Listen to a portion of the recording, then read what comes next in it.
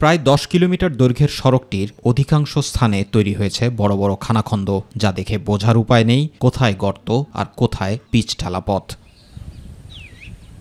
কুষ্টিয়ার কুমারখালীর শিলাইদহ বাজার থেকে জগন্নাথপুর ইউনিয়নের তারাপুর মোড় পর্যন্ত প্রায় 10 কিলোমিটার দৈর্ঘ্যের সড়কটিতে বৃষ্টির পানি জমে তৈরি হয়েছে বড় বড় খানাখন্দের, যে কারণে রিকশা, ভ্যান, ইজি বাইক সহ ছোট যানবাহনের চলাচল হয়ে পড়েছে দুঃসাধ্য। প্রায়শই ঘটছে দুর্ঘটনা, ভোগান্তি জনজীবনে। সিএনজি অ্যাক্সিডেন্ট ঘটে, ভ্যান অ্যাক্সিডেন্ট ঘটে, মানে অনেক গর্ত, তো আর রোড অনেক খারাপ।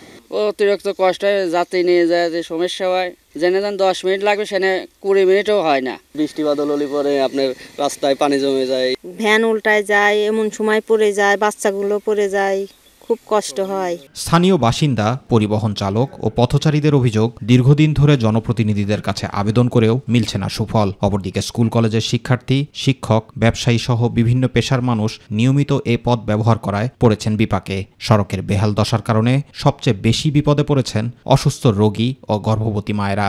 যেতে খুব ভয় করে, অ্যাক্সিডেন্ট হয় অনেক। তারাপুর থেকে হাসিমপুর বাজার শেষ সীমানা পর্যন্ত এই রোডের এই বেহাল দশা। পর্যাপ্ত সমস্যা, একজন রোগী নিয়ে যাওয়ার সমস্যা, গাড়ি চালানি, গাড়ি মারি নষ্ট হয়ে যাচ্ছে। আমরা জনগণ চাই এই রাস্তাটা দ্রুত সংস্কার হোক। বরাদ্দ আসলে সড়কের সংস্কার কাজ করার আশ্বাস উপজেলা প্রকৌশলীর। 25-26 অর্থ বছরের জিওবি মেইনটেন্যান্সের তালিকা চেয়েছে হেডকোয়ার্টার, সেই তালিকার মধ্যে এই রাস্তাটা ঢুকানো আছে।